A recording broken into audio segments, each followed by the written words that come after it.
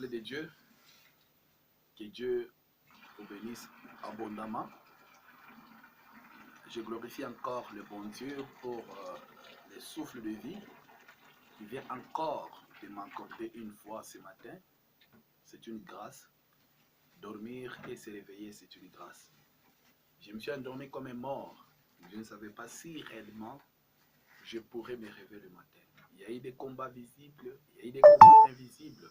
Mais la grâce de Dieu, Dieu a permis que je me réveille le matin. Peuple de Dieu, vous devez savoir que nous sommes sous la grâce de Dieu. La grâce a débuté lorsque Jésus-Christ était venu pour racheter le monde. Dans l'Ancien Testament, nos ancêtres ne vivaient pas sous la grâce de Dieu. Ils étaient sous la grâce mosaïque, sous la loi mosaïque. Mais nous sommes sous la grâce de Dieu. Dormir et se réveiller, ce n'est pas une habitude. Il y a des gens qui se sont endormis mais n'ont pas eu la chance de se réveiller le matin. Mais si toi, tu t'es réveillé le matin, c'est une grâce de Dieu. C'est une grâce de Dieu. Tu dois savoir que c'est une grâce de Dieu. Nous tous, nous sommes au même pied d'égalité. Il y a ceux en ce moment qui se retrouvent dans les hôpitaux, dans les morgues, dans les prisons. Mais la grâce de Dieu, Dieu a permis que tu te réveilles le matin. C'est une grâce. C'est pourquoi moi, je suis toujours reconnaissant pour cette grâce. Avant que je prêche la parole de Dieu, je reconnais la grâce de Dieu. C'est une grâce parce que nous sommes tous au même pied d'égalité. Devant Dieu, il n'y a pas celui qui est grand, il n'y a pas celui qui est gros, il n'y a pas celui qui est géant, il n'y a pas celui qui est chétif. Nous tous, nous sommes au même pied d'égalité. Vous devez savoir que nous sommes au même pied d'égalité. C'est une grâce. Reconnaître la grâce de Dieu. À chaque fois, lorsque tu te réveilles le matin, tu dis merci Père pour la grâce. Parce qu'il y a ceux qui se sont endormis mais n'ont pas eu la chance de se réveiller le matin. Mais toi, tu as reçu la grâce de Dieu et tu t'es réveillé le matin. C'est une grâce. Peuple de Dieu, aujourd'hui, je voulais parler sur un petit sujet. Le sujet que j'intitule ce matin, quelle est ta mission sur cette terre? Quelle est la mission que Dieu t'a envoyé de réaliser sur cette terre? Quelle est la mission? Peuple de Dieu, tu dois savoir que nous sommes premièrement sous la grâce de Dieu. Et lorsque Dieu t'envoie sur cette terre, Dieu t'envoie sur la terre pour concrétiser une mission. Tu dois savoir que tu n'étais pas venu sur cette terre pour déambuler. Tu n'étais pas venu sur cette terre pour faire des histoires. Tu n'étais pas venu sur cette terre pour faire des histoires et après tu meurs et puis tu es disparu. Mais sache que il y a une mission que Dieu t'a envoyé de concrétiser sur cette terre. Tu dois te poser la question, quelle est la mission que Dieu m'a envoyée sur cette terre? Il y a les gens qui ne se connaissent pas. Devant Dieu, ce sont des grands gens. Devant Dieu, Dieu le voit tellement grand, puissant.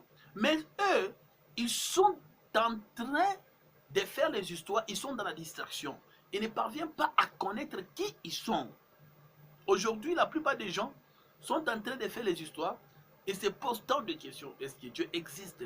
J'ai plus le temps de prier. J'ai plus le temps de prier. J'ai plus le temps de prier. Dieu n'exauce pas. Non, peuple de Dieu. Dieu exauce. Mais le problème est que tu dois chercher la parfaite relation avec ton Dieu. Tu dois savoir qui tu es. Aujourd'hui, la plupart des gens ne se connaissent pas. Aujourd'hui, la plupart des gens ne parviennent même pas à connaître qui ils sont. Ils sont en train de faire les histoires. Ils sont en train de prier sans pour autant prier selon la volonté de Dieu. Nous devons prier selon la volonté de Dieu, prier selon la révélation. Prier selon la révélation. C'est-à-dire que prier selon la révélation, la volonté de Dieu, là Dieu va descendre et te bénir. Dieu, dans la présence de Dieu, Dieu t'a établi serviteur, Dieu t'a établi politicien, Dieu t'a établi businessman. Mais toi, tu es serviteur de Dieu, tu te retrouves dans la politique. Et puis tu veux que Dieu te bénisse, que Dieu t'aide. Comment est-ce que Dieu va t'aider aussi longtemps que Dieu, dans sa présence, il t'a établi serviteur?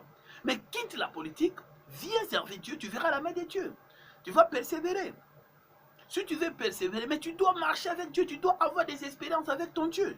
Aujourd'hui, les gens se retrouvent dans la confusion, ils ne parviennent pas à connaître qui ils sont. Quelle est la mission que Dieu t'a envoyée sur cette terre? Tu dois connaître ta mission. Parce que tu ne t'es pas venu sur cette terre pour déambuler. Et la Bible dit que Dieu n'avait pas planifié un mauvais plan pour ses enfants. Le plan est positif. C'est nous qui sommes en train de s'éloigner, de s'égarer de Dieu. La Bible dit que Dieu n'est jamais changé. La Bible dit que Dieu est Dieu hier, aujourd'hui et pour toujours. Mais si Dieu t'a déjà béni, il t'a déjà béni. La Bible dit que les dons et les appels sont sans repentance. Lorsque Dieu t'est béni, il t'est béni. Dieu n'est pas comme un homme pour changer. Si Dieu t'a déjà béni, il t'a déjà béni. Mais c'est à toi maintenant de pouvoir maintenant recevoir cette bénédiction. Recevoir la bénédiction de Dieu, ce n'est pas dire que tu te réveilles le matin, automatiquement tu es béni. Non, il y a des conditions que nous devons concrétiser. Il y a des conditions avant que tu reçoives la bénédiction, avant que Dieu t'utilise. Dieu peut t'appeler son serviteur.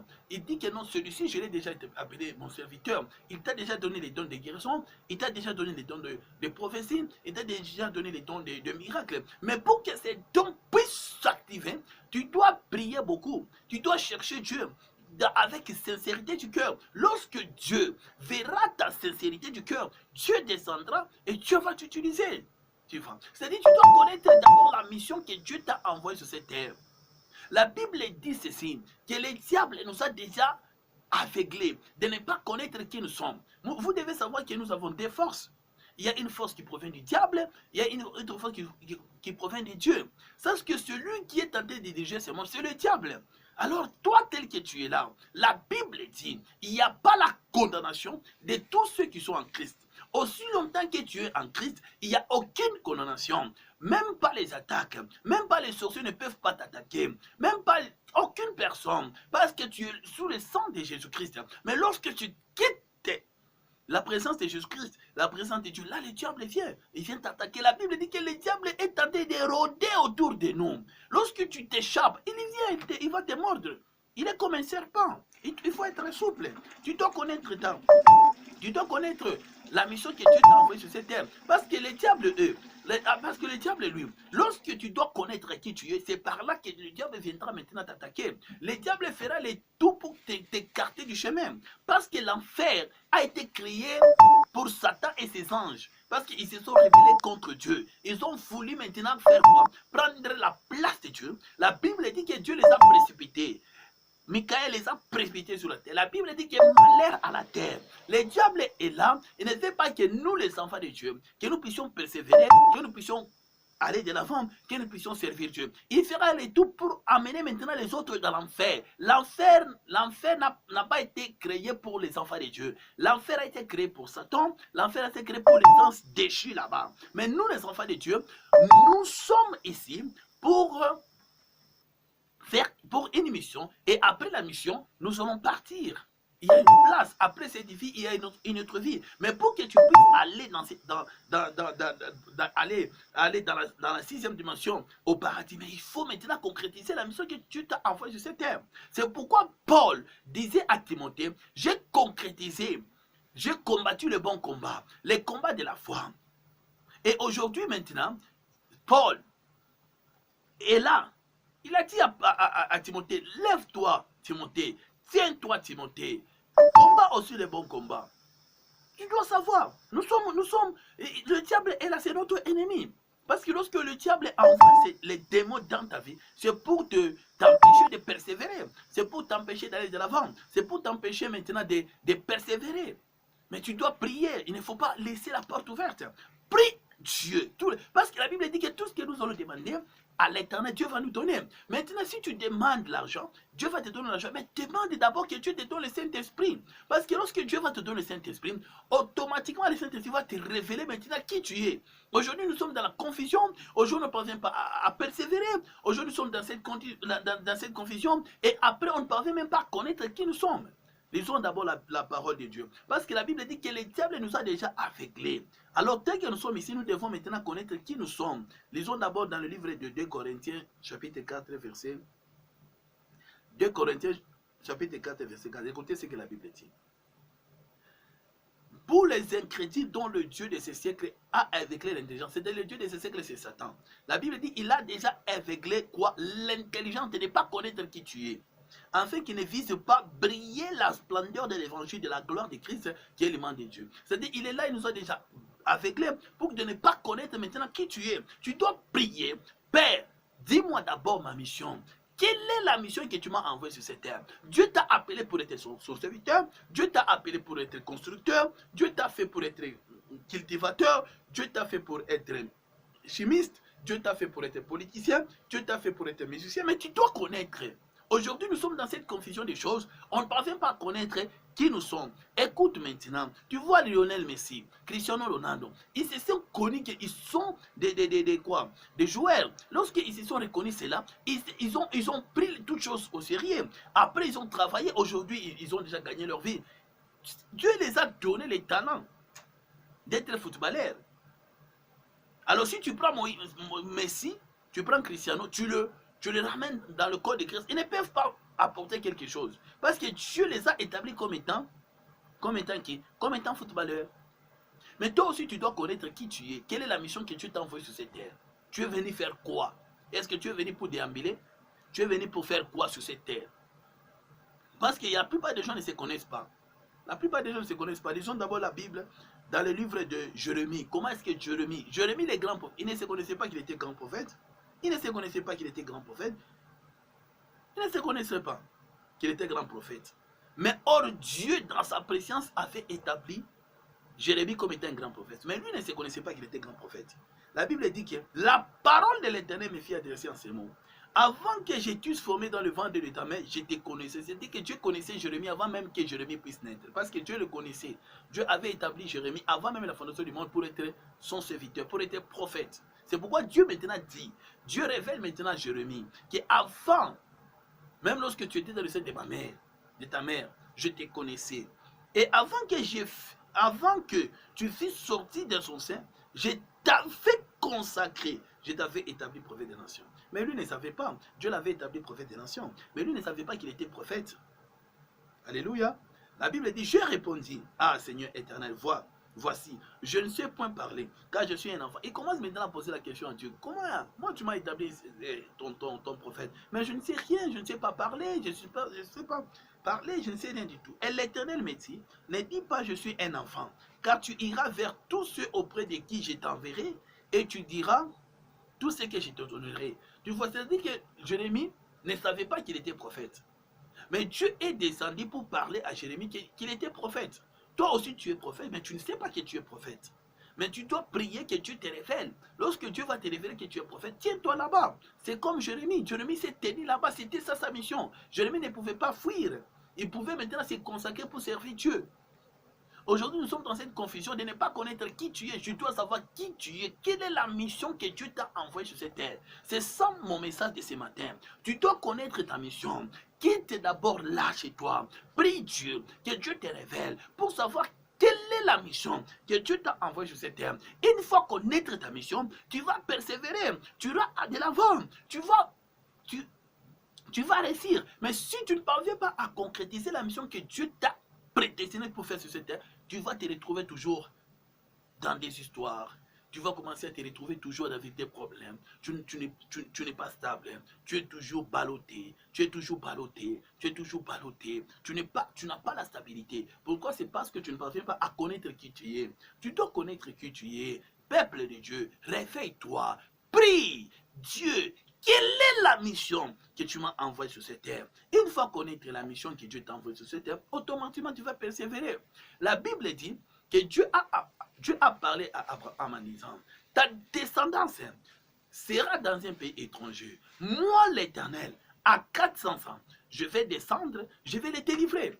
Dieu a parlé à Abraham. C'était une alliance que Dieu avait fait avec Abraham. La Bible dit que les enfants d'Israël se sont retrouvés en Égypte. Lorsqu'ils se sont retrouvés en Égypte, ils étaient sous l'esclavagisme. Les Égyptiens les opprimaient. La Bible dit que l'alliance était là. C'est-à-dire l'alliance était à 400 ans.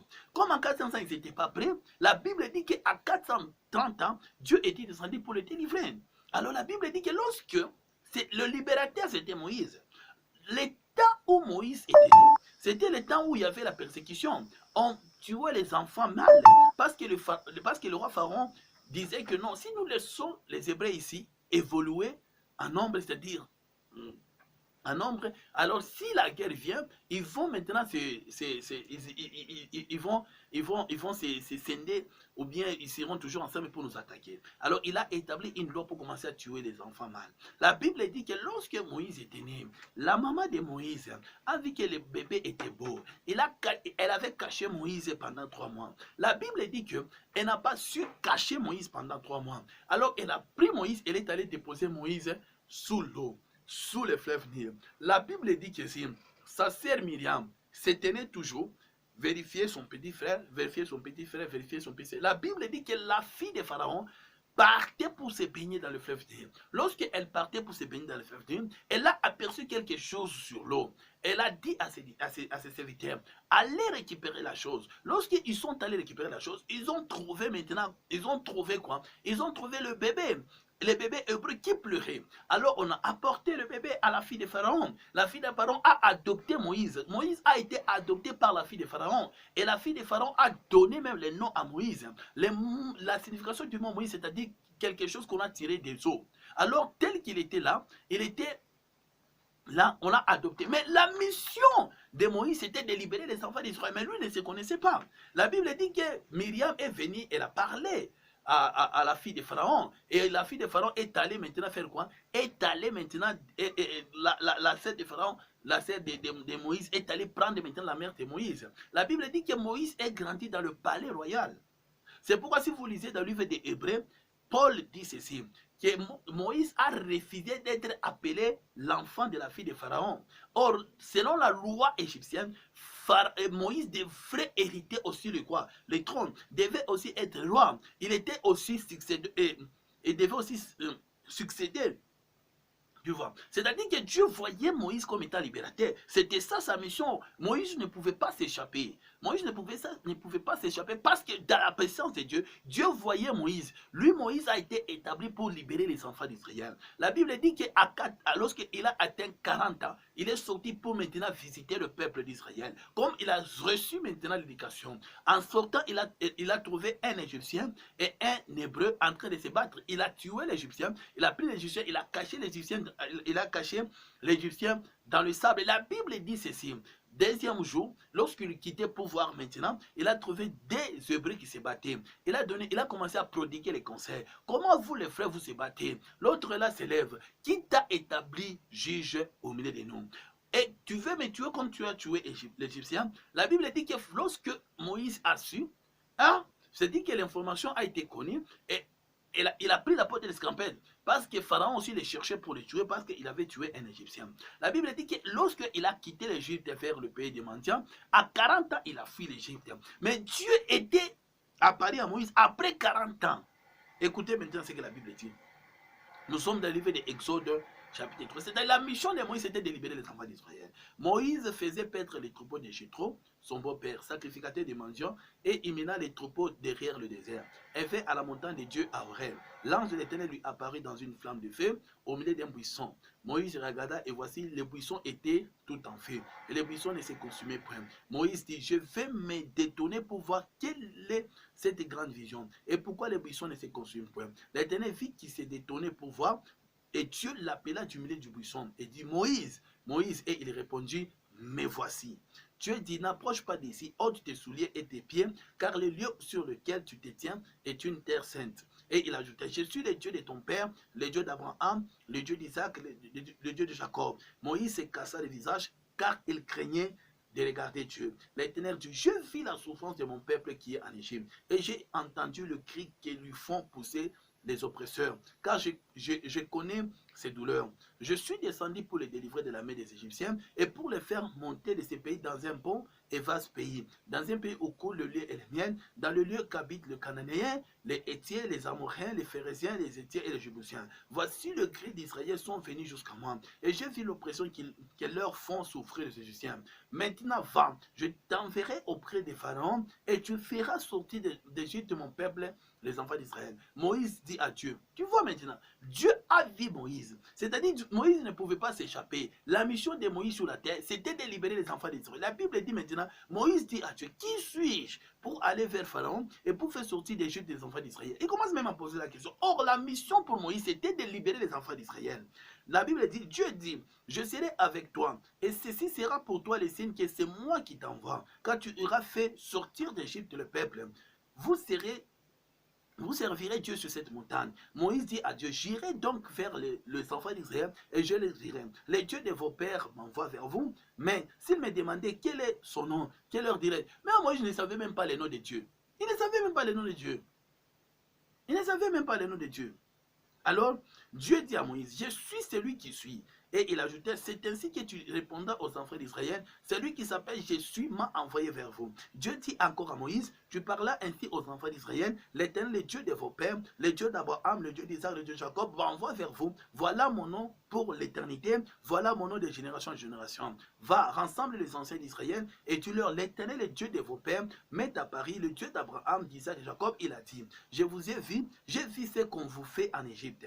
Et j'ai dit, je vous ferai monter d'Égypte, et vous souffrez dans le pays des Cananéens, des Hétiens, des Amoréens, des Phérésiens, des Hétiens, des Ébusiens, dans un pays où coule le lait et le miel.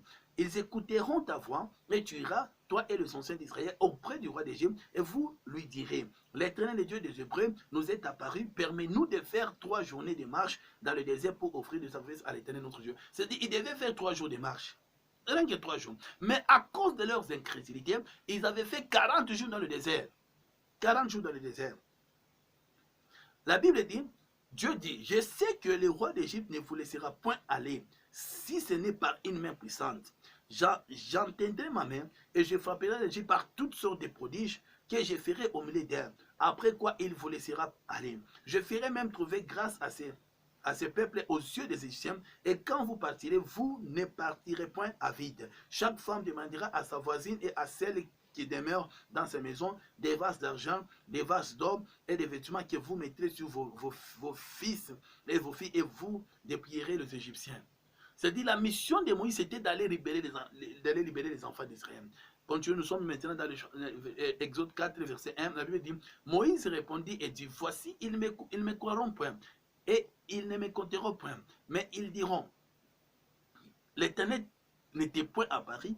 L'Éternel lui dit, qu'a-t-il dans ta main? Il répondit, une vierge. La Bible dit, l'Éternel dit, jette-la par terre, et il la jeta par terre, et elle devint un serpent. Moïse fuyait devant lui. L'Éternel dit à Moïse, étends ta main, saisis-le par la queue. Il étendit la main et le saisit, et le serpent redevint une vierge dans sa main. C'est là, dit l'Éternel, ce que tu feras, afin qu'ils croient que l'Éternel, le Dieu de leur père, t'est apparu, le Dieu d'Abraham, le Dieu d'Isaac et de Jacob. L'Éternel lui dit encore, mets ta main dans ton sein. Il mit sa main dans son sein, puis il la retira, et voici sa main était couverte de lèpre, blanche comme la neige. L'Éternel dit, remets ta main dans ton sein. Il remit sa main dans son sein, puis il la retira dans son sein, et voici elle était devenue comme sa chair. Alléluia. S'ils ne te croiront pas, dit l'Éternel, et n'écoute pas la voix du premier signe, ils croiront à la voix du dernier signe. S'ils ne croient pas même à ces 2 signes et n'écoutent pas à ta voix, tu prendras de l'eau du fleuve Nil, tu la répandras sur la terre, et l'eau que tu auras prise du fleuve deviendra du sang sur la terre. C'est-à-dire, Dieu a donné lui-même des signes à Moïse, d'aller maintenant montrer aux enfants d'Israël que Dieu les aime, que leur but c'était de les libérer pour aller maintenant dans la terre promise, parce que Dieu est fidèle. Comme Dieu avait parlé à Moïse que non, à 400 ans, moi l'Éternel, je descendais pour les libérer. Comme Dieu voyait déjà Moïse, il fallait que Moïse puisse aller les délivrer. Les délivrer. Moïse dit à l'Éternel, ah Seigneur, je ne suis pas un homme qui ait la parole facile. Et lui aussi, Moïse, comme Jérémie, lui aussi dit comme, oh moi je ne suis pas un homme à la parole facile. Et ce n'est ni hier, ni d'avant-hier, ni même depuis que tu parles à ton serviteur, car la bouche et la langue embarrassées. L'Éternel lui dit, qui a fait la bouche de l'homme et qui rend muet ou sourd, voyant ou aveugle, n'est-ce pas moi l'Éternel? Va donc, je serai avec ta bouche et je t'enseignerai ce que tu auras à dire. Moïse dit, ah Seigneur, envoie qui tu voudras envoyer. Imaginez, c'est là où Dieu s'est fâché. Moïse, lui, Dieu voyait Moïse son serviteur. Dieu voyait Moïse comme étant libérateur. Mais il dit maintenant à Dieu, ah, nous sommes 4:13, hein? Exode 4:13, la Bible dit, Moïse dit, ah Seigneur, envoie qui tu voudra envoyer. C'est-à-dire qu'il fallait que seulement Moïse puisse aller libérer les enfants d'Israël. Alors la colère de l'Éternel s'enflamma contre Moïse et il dit, y a-t-il pas ton frère Aaron, le Lévite? Je sais qu'il parlait là facilement. Le voici lui-même qui vient au devant de toi et quand il te verra, il se réjouira dans son cœur. C'est-à-dire que si réellement, c'est-à-dire que Dieu est fidèle. Il fallait que Moïse puisse aller libérer les enfants. Ce n'était pas Aaron. C'était Moïse. C'était dans la présence de Dieu. Dieu voyait Moïse pour aller libérer les enfants d'Israël. Mais si Dieu est fidèle, Dieu, il est le souverain, il pouvait dire que, ok, Moïse, comme tu as refusé d'aller libérer les enfants d'Israël, bon, ok, comme Aaron, il sait bien parler, j'envoie Aaron. Tu vois. Mais comme c'est la présence de Dieu, Dieu voyait Moïse son serviteur. Parce que Dieu a mis des dons puissants à Moïse. Moïse avait des dons puissants qui devaient aller maintenant faire quoi? Aller libérer les enfants d'Israël. Comme Dieu pouvait prendre Aaron, Dieu pouvait prendre Aaron, le frère de Moïse, comme dit que, ok, Moïse, comme tu as refusé, tu dis que j'envoie qui je peux envoyer, comme toi tu ne veux pas, alors laisse, j'envoie Aaron. Alors Dieu dit à Moïse que non, voici, je te ferai Dieu. Dieu avait fait à Moïse Dieu devant Pharaon. Et il a dit que Aaron, ton frère, sera ton prophète. C'est-à-dire la mission de Moïse, c'était de libérer les enfants d'Israël. Moi, aujourd'hui, ce matin, j'aimerais que toi aussi tu puisses savoir quelle est la mission que Dieu t'a envoyée sur cette terre. Tu es venu faire quoi sur cette terre? Tu es venu déambuler sur cette terre? Tu es venu faire quoi sur cette terre? Pose la question à Dieu, ton Père. Parce que la Bible dit que tout ce que nous allons demander, nous allons obtenir par la foi. Tu dois te poser la question de savoir maintenant qui tu es. Tu dois savoir qui tu es. Aujourd'hui, tu es dans la confusion, tu te retrouves dans des problèmes, tu commences à poser des questions, tu commences même à dire que ce sont des sorciers de ta famille. Non, ce ne sont pas des sorciers de ta famille. Tu te retrouves dans des histoires là où Dieu ne te voit pas. Parce que Dieu veut que toi, tu reviens tu reviens à Dieu. Tu pries que Dieu maintenant descend, il va te dire que non, je t'ai envoyé pour une mission X, pour une mission Y. C'est-à-dire que Dieu fait des histoires selon ce que lui veut. Mais tu dois savoir quelle est ta mission que Dieu t'a envoyée sur cette terre. Même Jésus-Christ était venu faire quoi? Il était venu racheter l'homme perdu. La Bible dit que Adam et Ève, ils avaient péché. Lorsqu'ils avaient mangé l'arbre de la connaissance, la Bible dit qu'ils se sont séparés de Dieu, ils ont péché. Ils sont devenus des vagabonds. La Bible dit que les seconds Adam était venu, c'était Jésus-Christ. La grande plénitude de la divinité de Dieu était en Jésus-Christ. Le rôle de Jésus-Christ, c'était de venir faire quoi? Racheter l'humanité, racheter l'homme perdu du péché. Parce que la Bible dit que dans l'Ancien Testament, nos ancêtres étaient sous le sang des boucs et des taureaux. Mais Jésus-Christ est venu pour racheter l'humanité. Jésus-Christ est venu pour racheter l'homme perdu. Jésus-Christ a apporté la grâce. C'était ça sa mission. La Bible dit qu'à Gethsémani, avant que Jésus puisse aller être crucifié, la Bible dit qu'il avait prié. La plénitude de la divinité de Dieu était sortie. Jésus-Christ qui était Dieu, il était Dieu 100%, il était homme 100%. Mais lorsque la plénitude de la divinité de Dieu, les logos étaient sortis, il était homme. La Bible dit qu'il a commencé à pleurer. Il a demandé à Dieu, Père, ne peux-tu pas écarter moi? Ne peux-tu pas m'épargner de cette coupe? Ne peux-tu pas m'épargner que ta volonté soit faite? Mais la mission de Jésus, c'était de venir racheter les... Il ne pouvait pas s'échapper. Il a commencé à demander à son Père de pouvoir l'écarter, mais non, il ne pouvait pas. Pourquoi? Parce que Dieu voyait Jésus-Christ venir racheter le monde. Il fallait que Jésus-Christ meure à la croix pour nous racheter, nous. C'était ça sa mission. Il devait accomplir sa mission. C'était la mission de Jésus-Christ. Malgré s'il priait que Dieu puisse l'épargner de cette coupe. Mais la Bible dit que lui, Dieu voyait Jésus-Christ qui n'était pas pécheur. Lui qui était Dieu, il avait accepté même de mourir à la croix. La Bible dit que Dieu t'a aimé le monde. Il a envoyé son Fils unique engendré, quiconque croit en lui. C'est-à-dire que Jésus-Christ est venu pour nous racheter. Il a apporté la grâce. Nous sommes sous la grâce de Dieu. Il ne pouvait pas s'échapper. Toi aussi ce matin, tu dois savoir quelle est la mission que Dieu t'a envoyée sur cette terre. Parce que lorsque Jésus avait accepté même le point de mourir à la croix, la Bible dit l'humiliation. Il a passé par l'humiliation. La Bible dit que Dieu a élevé Jésus-Christ et lui a donné le nom le plus puissant de tous les noms. La Bible dit que tout genou fléchira et toute la langue confessera qu'il est le Seigneur. Maintenant, toi aussi ce matin, pose la question, qui tu es? Qu'est-ce que tu es venu faire sur cette terre? Tu es venu pour déambuler? Tu es venu pour faire des histoires? Tu es venu pour faire quoi? Mais pour que tu puisses connaître qui tu es, tu dois prier pour que tu puisses savoir qui tu es. Aujourd'hui, nous sommes dans cette confusion des choses. On ne parvient même pas à connaître qui tu es. Tu commences même à pointer les doigts aux gens. C'est elle qui est mon ennemi. C'est elle qui est mon ennemi. Non, c'est toi-même qui es l'ennemi parce que tu ne parviens pas à prendre le temps de prier et de demander à Dieu de te révéler maintenant qui tu es. Parce que lorsque Dieu va te révéler qui tu es, tu vas te tenir debout, tu vas persévérer. Tu vas aller de l'avant. J'aimerais aujourd'hui ce matin que tu puisses prier, connaître maintenant quelle est la mission que Dieu t'a envoyée sur cette terre? Quelle est la mission? Tu n'étais pas venu sur cette terre pour déambuler, mais tu es venu pour une mission. Dieu t'a fait serviteur, Dieu t'a fait un grand prophète, Dieu t'a fait un grand prédicateur, Dieu t'a fait un grand docteur, Dieu t'a fait un grand politicien, Dieu t'a fait un grand musicien, Dieu t'a fait un grand businessman. Mais tu dois prier. Parce que la Bible dit que Satan nous a déjà aveuglés de ne pas connaître qui nous sommes. Mais prie. Tu te retrouves dans la confusion, tu te retrouves dans les difficultés. Prie. La Bible dit cherchez Dieu. Si tu as péché, tu demandes pardon à Dieu, tu répares la vie avec Dieu. Et puis Dieu va descendre et Dieu va te bénir. Dieu va te bénir. Aujourd'hui, nous sommes dans cette confusion. On s'embrouille, on ne parvient pas à connaître qui nous sommes. Mais priez que Dieu puisse se révéler. Que Dieu vous bénisse abondamment. Je vais prier pour vous. Père, Seigneur Jéhovah, nous sommes reconnaissants pour la parole puissante que nous venons d'écouter ce matin. C'est une parole qui édifie les enfants de Dieu, Père, l'éternel. Mais tout celui qui écoutera cette prédication, bénis-lui, Père mon Dieu. Fais que, Père mon Dieu, que tes enfants reçoivent la bénédiction, reçoivent, Père mon Dieu, le Saint-Esprit. Délivre tes enfants, mon Dieu. Blesse ton peuple partout. Malgré si nous sommes malgré le virus, mon Dieu, mon roi, les coronavirus, mais j'ai besoin que tu protèges tes enfants, que tu gardes tes enfants. Nous bénissons ton nom, Père Jéhovah. Tu es le Dieu qui mérite toutes choses. Reçois l'honneur, Papa. Reçois la gloire, reçois la majesté. Nous avons ainsi prié. Amen. Peuple de Dieu, que Dieu vous bénisse abondamment. On est ensemble. Suivez la vidéo. Si vous voulez me suivre dans l'intégralité sur YouTube, écrivez seulement Franklin Joël Mwambo. Vous allez trouver ma chaîne là-bas. Que Dieu vous bénisse abondamment.